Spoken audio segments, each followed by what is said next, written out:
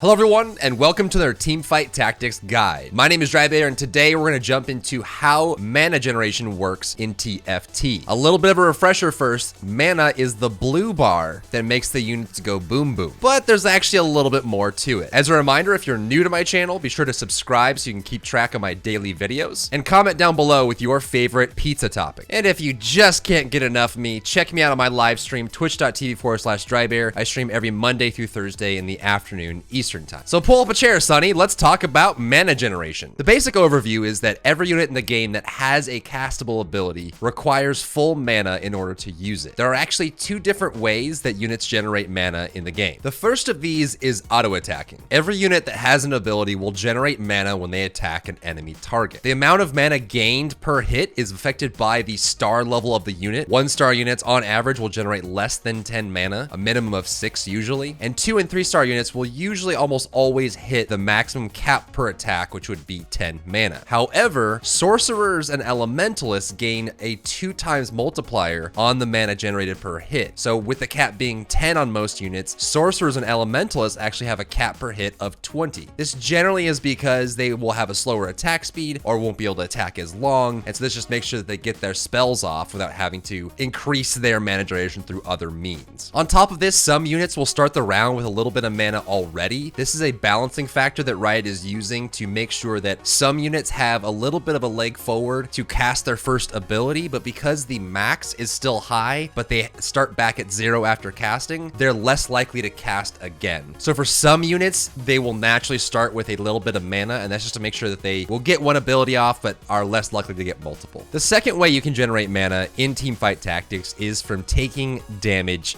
from any source. And what's interesting about this is the amount of mana generated is calculated off the pre-mitigated damage. So for example, say you're dealing damage to a knight target that has the knight bonus, which reduces damage taken by a flat amount. That flat amount reduction is not used in the calculation of the mana that knight will take, because it takes the total amount of damage they would have taken before the damage reduction gets applied. This includes armor bonuses or shields. Whatever damage they were going to take before any mitigations were applied, that's what's used to calculate the amount of mana gained. And this in part explains why stacking multiple lockets in a game can be very valuable, because you're mitigating the damage through the shield absorption, but you're still gaining mana from the damage taken. So it's almost like you're being given free mana without having to hurt your actual health amount with the shield from the locket. And to put a nice limiter on this, for each damage source, there's a maximum of 50 mana that can be gained from that individual hit. And I think this is a great system because it means that the amount of mana that tanky targets will be taking is consistent throughout the whole game. In my experience as a developer, this is a little bit easier to balance as well, because it's kind of a